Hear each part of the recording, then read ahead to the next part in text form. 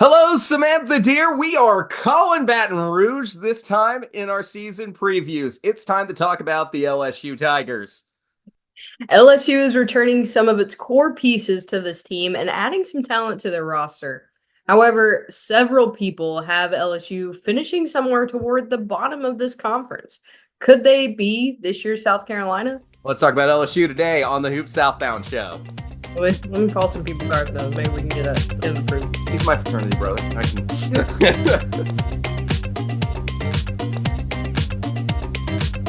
All right, Maddie. So obviously, my dad jokes aside that you just so love.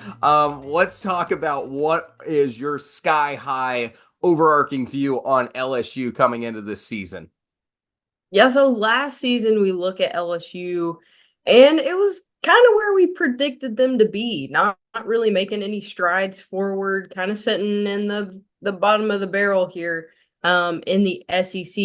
But like you said, we've got some talent that's returning, so you've got some growth there, and then we've got some talent that's also coming in.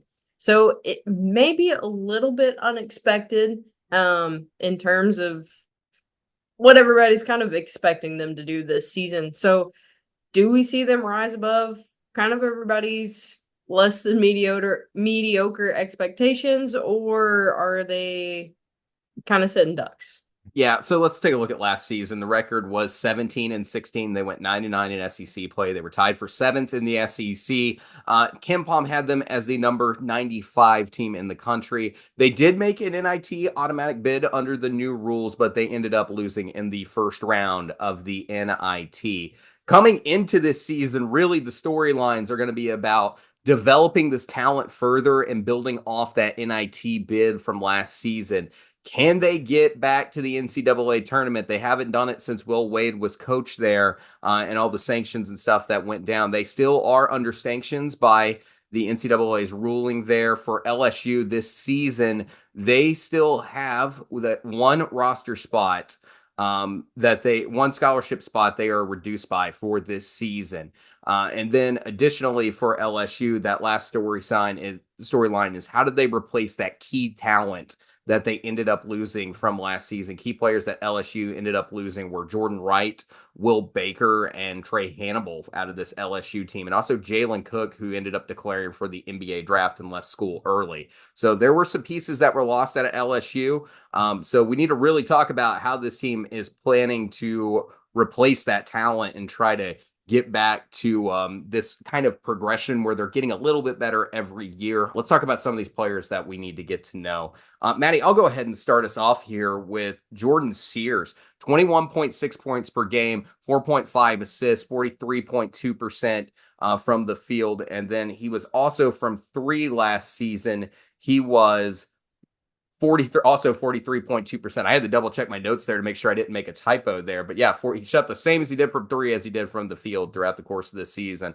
He is on the smaller side as a guard, but it is going to be, he should be a player that you have some hope in and what he's able to do going forward for LSU coming into this season. Someone hopefully can replace that production.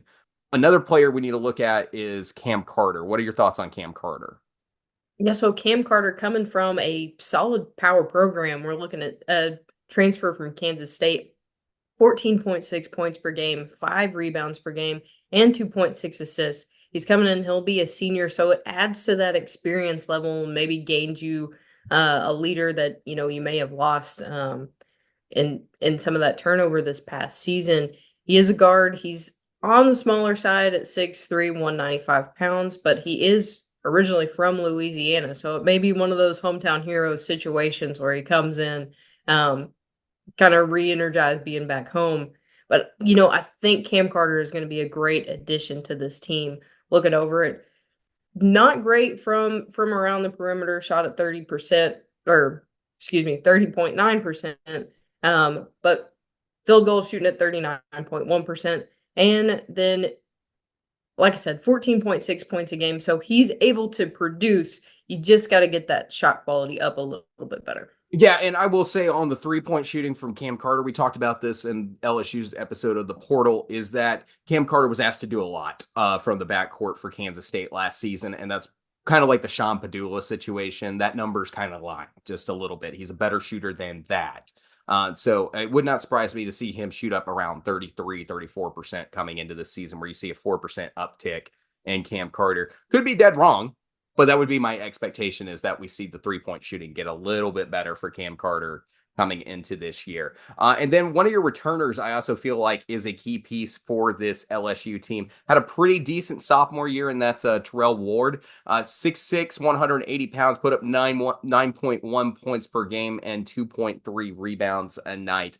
I expect him to step up, and I think he's going to be important for LSU's offense and what they're trying to do, considering he shot 41.3% from three last season. So if you got a 40% shooter from three, this kid needs to be on the floor making you some threes, you would hope. So we'll see what kind of season Terrell Ward can step up to, and see if he can't have a bigger junior season for the Tigers. Maddie, let's go to the rest of this roster. Thoughts on the front court for LSU? So looking over the front court, I think we've got some solid talent here. You've got the returner and Derek Fountain. You've got Corey Kress, who was redshirt last season. So he's been there a little bit, gained some knowledge, and hopefully we'll see that transition over onto the floor. Damian Collins, Jalen Reed, also some contributors that I think will add to the depth of this front court. Robert Miller III also coming in, had a decent season last year. So it's one of those kind of will they, won't they? Are they going to progress from last year's numbers? Are they going to be able to mesh together with some of these changes? But like I said, it's a smaller front court, and we're kind of seeing that in a couple of teams in the SEC. But I don't think it's anything to be too concerned about if you're an LSU fan. You talked about Robert Miller III. Yeah, he did have a decent season in high school last year, but he comes in with some expectations as an incoming freshman on this team, as someone that you would hope would add to that younger group of talent that they have. Corey Kress is someone that you also want to step up. He's still redshirt freshman coming into this year. Didn't see him play last year. Damian Collins also was medically redshirted for LSU last season. We'll see what he can do in his redshirt junior year, which is another year of eligibility in college basketball. But for Robert Miller, since you touched on that real fast, I do want to talk about the fact he's been kind of outside our top 15 incoming freshmen in the country, but On Three actually really likes this kid, and they got him in the top 40. So like they're expecting some big things. I would not be surprised if Robert Miller gets a little extra playing time out of this LSU team, as young as it is.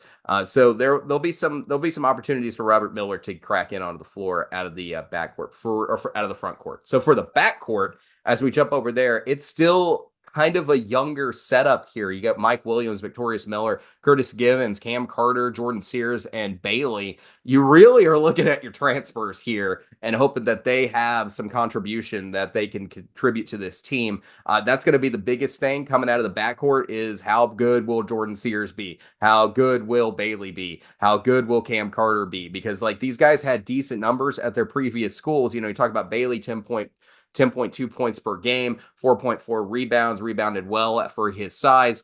Jordan Sears has taken a serious step up from the OVC, coming up to the SEC this season, making that mid-major to power level jump. And then we've got Cam Carter, who's probably the one that should be the most constant, jumping from level to level. So that's going to be really the story in the backcourt. We'll see what Mike Williams III, Victorious Miller, and Curtis Givens can contribute to this LSU backcourt as well. Maddie, let's go ahead and let's jump to the indexes here. For LSU, they've actually kind of surprised me in some of these areas. For LSU, for the talent, they've got some talent on this team. They had the number 14 recruiting class last season, this offseason. They had the number 17 transfer class and the number 50 recruiting class from 2 years ago. And then as far as their minutes returning, they've got 93.7 minutes per game between 6 players. That's not crazy, but it's certainly not among the best in the SEC, but that's good. So that's not anything too big. I give them like a half a check box there on that one. And then at a second-year players, you're talking Terrell Ward, Jalen Reed, Mike Williams III, Derek Fountain, Damian Collins, and Corey Kress. Like I said, a couple of those players didn't play significant minutes, and they didn't play, huge. They were either redshirted for different reasons, like Collins and Kress. So obviously some minutes there that are returning that are kind of questionable, and you don't know what you're getting, or contributed no minutes like Corey Kress. So we'll see how these guys do. But when we jump over to the Champions Index, This is kind of crazy, and why maybe we all need to take another look at LSU just to be sure that we're right on them. Top three scores. Again, if you're looking at for the Champions Index, you want two of your top three scores to be upperclassmen. For LSU, all three are upperclassmen. Cam Carter, Jordan Sears, and Bailey would be your top three scorers that things hold from last season. And then with players with 1+ year of college basketball under their belt, we're looking for a team that shoots 36% from 3-point. This team shot 37% from three last season. This is, though, where you're losing a little bit. You return that core of this team, and last season this team was 99th in defense on KenPom. You're really looking for a top 40 defense. So depending on how much improvement they can see on the defensive end would really be what the expectations kind of lie for LSU this coming season. Definitely appear to be one of the weaker defenses in this league. But if that improves, no telling how things could turn up for LSU. Maddie, let's go ahead and jump to the schedule. Yeah, so let's take a look here, starting off in the non-conference. They start off October 29th at home against Loyola, New Orleans, and then they're going to host ULM and Alabama State. Alabama State, pretty decent mid-major, so that may be one to watch if you're an LSU fan that you might have already automatically checked off as a win. That could be a difficult game. It could be for sure. Never know how that's going to go. Alabama State's been one of those peskier teams out of the SWAC over the couple of years. We'll see how good they are this season. But the real first test, and the one that everyone's going to be paying attention to, is Kansas State. Look, for Kansas State, they're kind of a dark horse in the Big 12 this season. They got Doug McDaniels, who's transferring out of Michigan this season, had 8.6 points per game, or he improved last season from 8.6 points per game to 16.3 points per game for Michigan last year. And then they've also got Akora Core, who transferred from Samford to Kansas State this offseason. He was a big-time player out of the SoCon conference there. He was first team all SoCon, and he was a big part of that chance to upset Kansas last season with Samford in the NCAA tournament. They came really close. Core is a darn good basketball player, played 22.7 minutes per game. And then Max Jones is also joining this Kansas State team, or he's also going to be on this Kansas State team, and someone to take an eye out for when it comes to the players to watch for Kansas State. That's going to be a tough matchup there in Manhattan, Kansas. Yeah, looking at it being an away game, and then you've got Cam Carter going back to Kansas State. I think that'll be an Storylines are everywhere. Definitely. And then you take off looking at Charleston Southern, their next big game, and then they go off to West Virginia for the Greenbrier tip-off, where they face Pitt in the first game, and then possibly UCF or Wisconsin, depending on how that first round goes. Pitt's not going to be a joke. That one's going to be tough. So depends on how you end up in the winners bracket here. This is a group of nothing but power conference teams out of here. UCF out of the Big 12, Wisconsin out of the Big 10, and Pitt out of the ACC. So you've got chances here to build a couple of resume points in this little MTE they've got going on in West Virginia here. So it's an opportunity for LSU to improve that resume just a little bit. In this MTE, and we'll cover that one. It's not going to be a featured one by any means, but this is still one to keep an eye on to see if LSU can put together some resume points out of their MTE. For sure. Then we move over. They play a Northwestern State and go to Florida State for the ACC SEC Challenge. I am not expecting a lot out of Florida State this season. Almost every preview I've taken a look at so far for Florida State out of the ACC has them in a not good place when it comes to the standings in the ACC. Yep. So after that challenge, we go on to Florida Gulf Coast. They will play at SMU and in their non-conference with a streak at home from Stetson, New Orleans, and Mississippi Valley. I think there's some opportunities to build your resume. If you're LSU, obviously some of these games are really, we should beat this team scenario. And I think the first half of the season should go fairly well for LSU. There's a couple opportunities. That Kansas State game I feel like is very important for your resume. So if you can go out and get that win and maybe pick up one game out there in Greenbrier, and then you perform well in the SEC tournament, you may have a decent enough resume to make the NCAA tournament. So go out there, win those games, and then also, improve your metrics the best you can against some of that lower competition that LSU is playing. It's not my favorite schedule I've seen so far. Obviously, there's some teams with some much more interesting schedules, like Alabama out there in existence, who are going to give us a matchup once a week that is going to be high entertainment. But overall, I think there's a few opportunities here for LSU in this non-conference schedule to build something on that resume.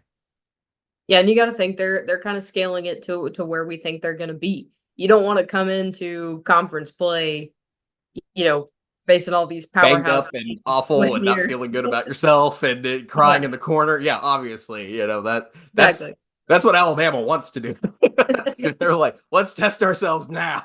So I think we look at LSU's non-conference schedule as kind of hopefully a confidence boost going into conference play, the opportunity for this team to mesh well together, and then hopefully build up some steam to go into conference play and win some games they're not supposed to. Yeah, for sure. And that's kind of the hope, right? And let's Yep. talk about that conference play schedule because at home you've got Vandy, Auburn, Texas, South Carolina, Florida, and Tennessee. On the road, you've got Mizzou, Alabama, Georgia, Oklahoma, Mississippi State, and Kentucky. And then your home and homes are Arkansas, Texas A&M, and Ole Miss. Maddie, thoughts on that conference schedule?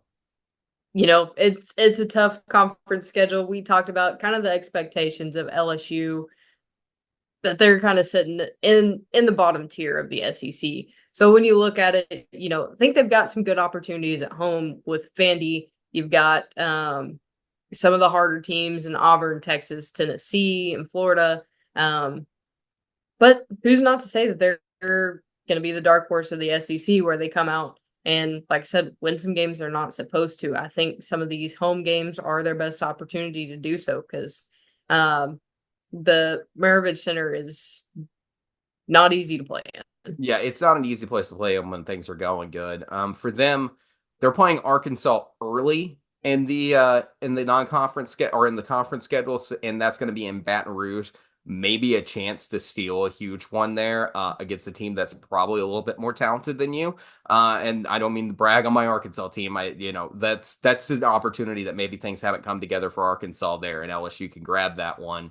And then also Texas A&M, you're also closing you're out against the Aggies as well. So maybe there's a few chances on the table there at the PMAC to where you could grab a few games, and depending on who you beat in that non-con or in that away schedule portion of the conference schedule, like Missouri or pulling out a win against Georgia may be very respectable this season. So getting a couple of wins here and there, if you can go into Rupp and beat Kentucky, who knows where you can go. There's chances here, right? There's chances here. It's not the best we've ever seen. I do think the odds are kind of stacked against them, but it's going to be a tough road depending on how you come out. So let's talk about the expectations for LSU. Maddie, where do you have LSU wins wise and in the SEC? So I have LSU sitting at 15 wins. Unfortunately, not as optimistic on this LSU team, especially when you drop into conference play. Like I said, you've got non-con that's, I think, giving them a push. That they've got a lot of teams that can build their confidence here, but it's going to get rocky when we get into SEC play, in my personal opinion. I would be So somewhere in the same area with you. I've got them at 17 wins with a question mark by it. Because I'm kind of like, well, that seems like a half game toss up, going through some games, and I'm like, somewhere in the stretch, they probably won one. It's gonna be tough. It's gonna be tough. So I got them 17 wins with a question mark beside it because I certainly think they could or they could win as many as 14 or as few as 14 and win as many as 19, maybe. Like somewhere in that window feels like LSU territory. I've also got them 15th. And since we both have them at 15th, you know who also has them at 15th? Someone very prominent around the world in college basketball. Maddie, any guesses on who has them also at 15th? well, we already talked about it, so I won't steal your thunder. You can let the people know. It is CBS's John Rothstein has LSU also 15th in his rankings. Maddie, when I look at Rothstein's list here, he's got number 1, Alabama, number 2, Arkansas, number 3, Auburn, number 4, Texas A&M, number 5, Florida, number 6, Tennessee, number 7, Texas, number 8, Ole Miss, number 9, Kentucky, number 10, Mississippi State, number 11, Georgia, number 12, South Carolina, number 13, Missouri. You and Rothstein both don't like Missouri. Number 14, Oklahoma, number 15, LSU, and number 16, Vanderbilt. Um, Look, I look at the teams who are above LSU, and I look at where LSU is on this list. And this is where I come to the Rothstein conversation sitting at the table. Who above them is LSU better than? That's my question. And this is, I think, where everyone's coming up to, where it's like, it's kind of the South Carolina conversation from last year. We were all wrong about South Carolina. They were picked 16th and everywhere, but everyone kept asking that question: who are they actually better than? And that South Carolina team was not talented. Like, I need to emphasize this again. They were well coached, and Lamont Paris did a darn good job with that team last year. Is that was not anywhere close to where they finished in the SEC, nowhere close talent wise. So when you look at it, that's kind of the expectation conversation we're having with LSU at this point. I've got some higher hopes. Vandy's better than 16th, I feel like. I've talked about my feelings about Vanderbilt, and I think Byington's doing some good things. But if I'm to move LSU up over anybody, the two teams that I think Rothstein has over them are Oklahoma and South Carolina. That's who I would probably move LSU above. Personally, I have Oklahoma already behind LSU with my projection right now. It's, but other than that, like, are they better than Missouri? Talent wise, probably not. Probably not. Dennis Gates wise, that's a whole different conversation that you and Rothstein are having there, Maddie, and your opinions on Missouri. But kind of you can see the logic why everyone, including some of the biggest names in college basketball, are putting LSU as low as they are. Your kind of feelings on this?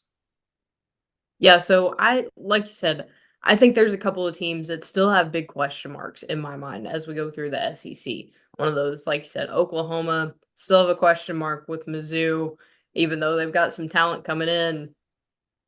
Had some talent last year, so we'll see what happens. But then I think, you look at, I already said Oklahoma, you look at Vanderbilt, new year, new coach, new roster, pretty much.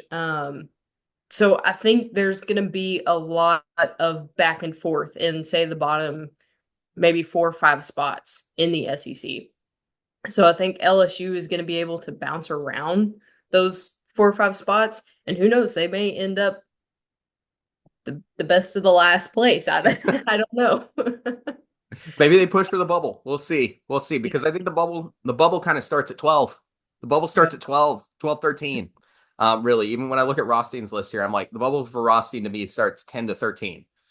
Is kind of where I think he's got him at. So they're only 2 spots away from the bubble at 15th. Like, and where I'm saying maybe 17, you're going 15. 4 to 2 more wins than what's expected out of you. 19's the magic number to start really getting into that bubble conversation. So we'll see.